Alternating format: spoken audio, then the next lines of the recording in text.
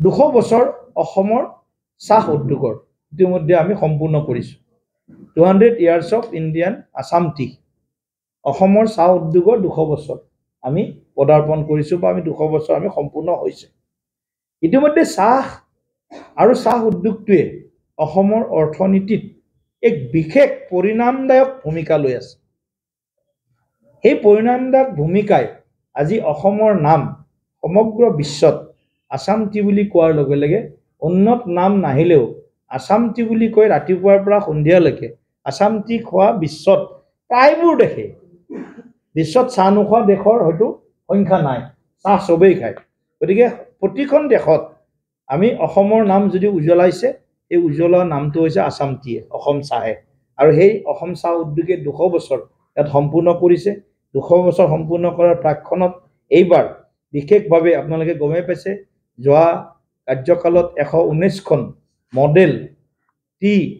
garden হাই school আমি ইতিমধ্যে প্ৰতিষ্ঠা কৰিছোঁ 117খন সম্পূৰ্ণ হৈছে আৰু নতুনকৈ 97খন 97 নতুনকৈ এই আদৰ্শ মানে চাহ বাগিচাত উচ্চ মাধ্যমিক বিদ্যালয় 97খন 97 117খন আৰু 97খন নহয় জানো ভুল কলে শুধৰাই দিব কিবা থাকিলে হয় গতিকে এনে ধৰণে নতুনকৈ আৰু 97 342 কোটি টকা বিশেষ কিছুমান পুঁজিৰ কাৰণে ধাৰ্য কৰিছে তাৰ ভিতৰত এটা পুঁজি হ'ল এইবিলাক ৰেগুলাৰ যিবিলাক চলি থাকিব অৰুণোদয় তৰুণোদয় বাকি অন্যান্য যিবিলাক ধ্বজাবাহী আঁচনি চলি থাকিব এইবিলাক সবেই ভাগ পাব সমানে কিন্তু 342 কোটি টকা আৰু বেলেগকৈ চাহ বাগিচাৰ উন্নয়নৰ কাৰণে এই বাজেটত ধন ধাৰ্য কৰা হৈছে 342 crores 18খন প্ৰায় বাগিচা আছে আৰু স্মল টি গ্ৰোৱাৰ্ছ আছে সৰু সৰু বাগিচাও আছে গতিকে এইবাৰ আমি কি কৰিছো মুখ্যমন্ত্ৰী ডাঙৰীয়াই এইটো কথা বাজেট উল্লেখ কৰিছে যে বাগিচাৰ শ্ৰমিক ই টেম্পৰাৰী হওক কন্ট্ৰেকচুৱেল হওক ৰেগুলাৰ হওক ইৰেগুলাৰ হওক প্ৰতিজন বাগিচাৰ কৰ্মচাৰীয়ে এইবাৰ 5000 টকাৰ এটা এককালীন সাহায্য এইবাৰ লাভ কৰিব অৰুণোদয় বাকি বাগিচাৰ ৰাস্তা বাগিচাত আৰু আটাইতকৈ ডাঙৰ বিষয়টো আপোনালোকে জানে যে 3% প্ৰথমবাৰ আমাৰ চৰকাৰে হিমন্ত বিশ্ব শৰ্মা ডাঙৰীয়াৰ চৰকাৰে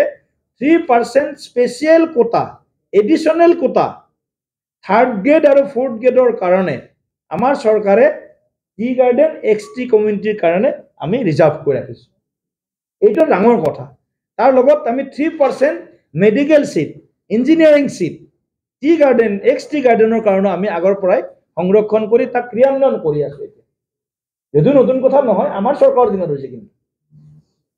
91 নে 97 টকা মজুৰিৰ পৰা 307 টকালৈ মজুৰি বৃদ্ধি কৰা কোনোবা যদি দল হৈছে এই দলটো হৈছে বিজেপি নেতৃত্বত বিজেপি চৰকাৰ বা এনডিএ চৰকাৰ বা ডক্টৰ হিমন্ত বিশ্ব শৰ্মা ডাঙৰীয়া চৰকাৰ ক'ত 100 টকা হাজিৰা ক'ত 300 টকা হাজিৰা 8 বছৰত 200 টকা বৃদ্ধি হোৱা 60 বছৰত কংগ্ৰেছৰ দিনত 100 টকা কৰিব নোৱাৰিলে আৰু 10 বছৰ এটা 250 নেকি 252 252 টকা ধৰিলো 152 টকা বৃদ্ধি হ'ল যদি 100 টকা ধৰিলো কংগ্ৰেছৰ গতিকে এনেকুৱা ইমান বৃদ্ধি পূৰ্বৰ কোনো চৰকাৰে হয়তো বাগিচাৰ শ্ৰমিকখিনিৰ উন্নয়নৰ কাৰণে কৰিব পৰা নাছিল এইটো ডাটাটো অকমান মোৰ শুদ্ধ কৰি ল'ব 252 টো মই এইটো 300 বুলি অকমান মানে কনফিউজ আছিল গতিকে 252